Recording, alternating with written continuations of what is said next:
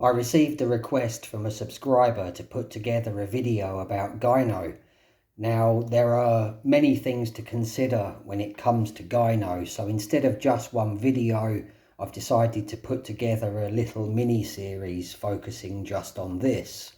Now, gynecomastia is becoming more common among many men, particularly young men now. So in this little series, I'm going to go into gyno and to put forward some ways you can adopt to help you reverse this condition naturally without pharmaceutical drugs or surgery. Now, many online sources now claim that it's normal for young guys to suffer with hormonal imbalances during puberty, and there is a little bit of truth to this. And this has often been cited as a principal cause of gyno, which again, there's some truth to this. But to suggest that gyno is normal in young men, I tend to disagree with that. And the reason for that is when I was in puberty during the mid to late 1980s, and of course at this time I was surrounded by many other guys who were also going through puberty, I do not ever recall seeing any other guy with gyno during that period. In fact, the most common problem that us guys had during puberty back then was with acne, and this is due to our testosterone levels rising and becoming higher as we approached adulthood. And of course the environment is significantly different for younger guys, so no matter what the causes are, we know that the use of plastics and chemicals has increased significantly. We won't go into the causes. The problem is if you have gyno, you have gyno. It exists, and you need to combat that and try to reverse it. Now, the underlying root cause of most cases of gyno is usually a hormonal imbalance between estrogen and testosterone. Now, other factors that are known to be involved in triggering gyno are diet and lifestyle choices, and of course some medical conditions can also trigger gyno. Now, an important thing to consider: if your body is out of sync in any way, then this will increase the chances of your hormones becoming unbalanced. Now, if you have gyno, then there is a strong chance that your body is out of sync in some way, and that's what we need to be focusing on here. Now, if your estrogen is a little too high and your testosterone drops at the same time, this can also trigger gyno. There are many things that can cause this imbalance to happen. Now, the most important thing when you are looking to resolve this problem is to try to identify the root cause. It's the root cause that you should be principally aiming to fix. This could be the hormonal balance caused by poor diet, poor lifestyle choices. It could even be something that you would think of as being completely unrelated to testosterone or hormones, such as high insulin levels. High insulin levels can in fact have a negative effect on hormones and cause a hormonal imbalance. Gyno can also be caused by some medical conditions, problems with the liver, hyperthyroidism, although that's particularly in older guys, obesity, excess body fat, malnutrition, problems with the adrenal glands or the pituitary glands, and even high levels of urea in the blood. Now, when it comes to liver problems, this can affect the way that the adrenal glands influence hormones, and this can affect the way that testosterone and estrogen interact. This can result in a reduction in the body's ability to clear adrenal hormones from the liver. Now, this can lead to increased levels of sex hormone binding globulin, which of course causes levels of free testosterone to drop. And when you consider sex hormone binding globulin and increased levels of sex hormone binding globulin, this is an increase to total testosterone. So of course your estrogen will naturally rise. The more testosterone you have, the more estrogen you're going to have. This is, of course, perfectly natural. But when that is also combined with reduced free testosterone, that, of course, can also cause a problem. Now, to optimize your adrenal functioning, you need to be following a low or no sugar diet. When I say low or no sugar, I'm referring to refined sugar here, not cutting fruits from your diet. Cutting out caffeine intake. Supplements that could be beneficial in this case could be vitamin B5, B6, B12 and vitamin C.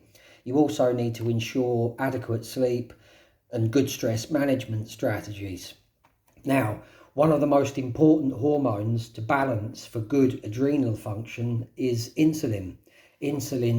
High insulin can play havoc with adrenal functioning. Now, a good idea in this case would be to buy one of these. It's a glucometer, which is used for measuring blood glucose levels. You can also use a flash glucose monitor. Now, high blood sugar can negatively affect hormones. Balancing out your blood sugar levels can be beneficial to improving adrenal functioning, which in turn can help balance out your hormones and could possibly even reverse your gyno if a liver problem is the case. Also, when on the subject of insulin, eating low glycemic index carbs will help. Reduce intake of high starch carbs like pasta, rice, potatoes, and instead aim to get your carbs and fibre from low starch foods such as cruciferous vegetables, fruits or leafy greens. Starchy foods, the more starch content they have, the more their potential to spike insulin. Going low carb or keto for a month or two could be helpful in reducing your insulin levels. Now, if you have hyperthyroidism, and this usually applies to more older guys, then eating low iodine foods such as eggs, fruit, nuts, oats, potatoes and honey can be helpful. Eating cruciferous vegetables is also very beneficial. Also, make sure that you get plenty of iron in your diet. Low iron levels are linked to hyperthyroidism. Also, supplement with selenium, zinc and vitamin D. Ensure that you're getting plenty of healthy fats in your diet, because healthy fats help to protect thyroid health. Also, using turmeric, green chilies, ginger and black pepper can be helpful. Now, when it comes to high levels of urea in the blood, the principal causes of this have been cited to be high protein diets and high meat consumption. Now, by high protein intake, it's meant to be more than 3 grams of protein per pound of body weight. Blood urea levels can be lowered by consuming less protein. I mean, 1 gram per pound of body weight should be adequate for most people. Also, consuming lots of potatoes and carrots can help to alkalize the urine, and this will lessen the effects of the urea, which is acidic. Now, bear in mind also that potatoes are starchy and can raise insulin. Everything has to be balanced out when you're considering your diet. Eating healthy foods and plenty of fruit and vegetables, and in particular cinnamon, lemon, red peppers and turmeric can all also help to lower blood urea levels. Now, this is why it's important to be eating a varied and balanced diet. Eating meats is good for testosterone, for example, but the possible negative side effects, which can be high cholesterol, high iron and other things, they must be balanced out by including other foods in your diet. This is what's meant by the concept of a balanced diet. Malnutrition is another thing to be aware of, but malnutrition is more commonly associated with being starved or going without food for a prolonged length of time. However, what's not often considered is that nutrient deficiencies caused by poor diet or restrictive diets can cause similar effects to malnutrition. A nutrient deficiency is, in effect, a form of malnutrition. Now, some pharmaceutical medications can also trigger gyno. Any medications that have any effect on androgens or normal hormone production, such as steroids, synthetic androgens, can cause gyno. Also, be aware that medications for ADHD, anti-anxiety, antidepressants, antibiotics, and some heart medications can all possibly trigger cases of gyno. So whatever the root cause that is causing your gyno, killing that root cause is going to prevent the condition from ever coming back. This is why it's so important to try and identify and tackle that root cause. Now, of course, this is easier said than done. This is not going to be easy. This is going to involve putting in some detailed thinking, careful planning, of course, a lot of effort and a little bit of experimentation on yourself to discover what works for you. The unfortunate truth here is that there are no quick fixes and this is going to take time. Of course, having surgery or going on to TRT is much easier and it's certainly a lot less complicated. But consider that even if you have surgery to remove the excess tissue, the root cause has not been addressed or fixed and the gyno could just end up coming back.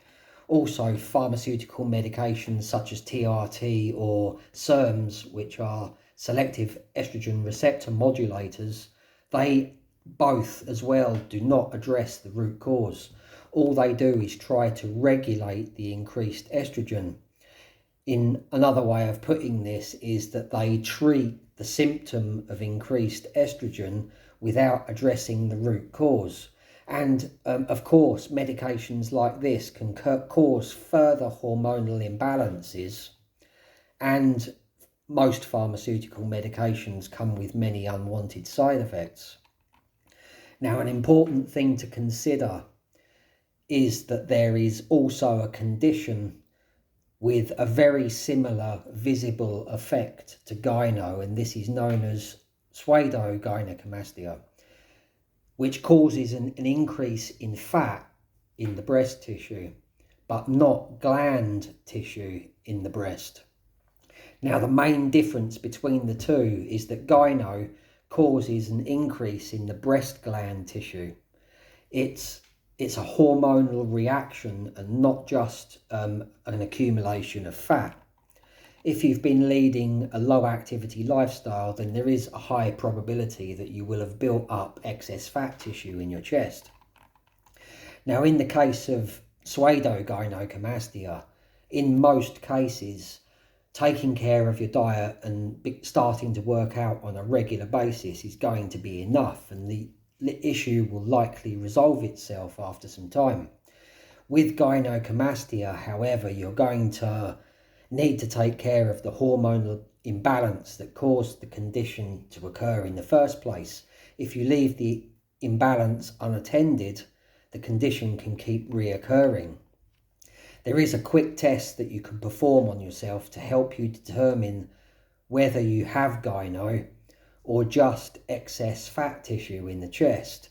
Now, if you gently pinch the breast tissue around the nipple, if the tissue is firm or rubbery, this indicates the presence of glandular tissue and indicating that you actually have true gynecomastia.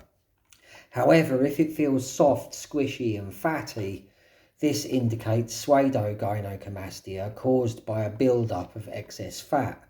This simple test can give you an idea of where you should begin and indeed whether you actually have real gyno or not.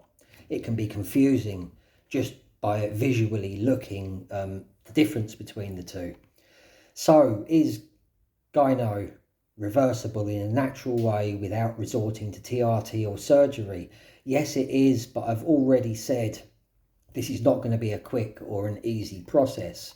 and you are going to have to come at this with a bit of detailed thinking, as there are quite a few things to consider.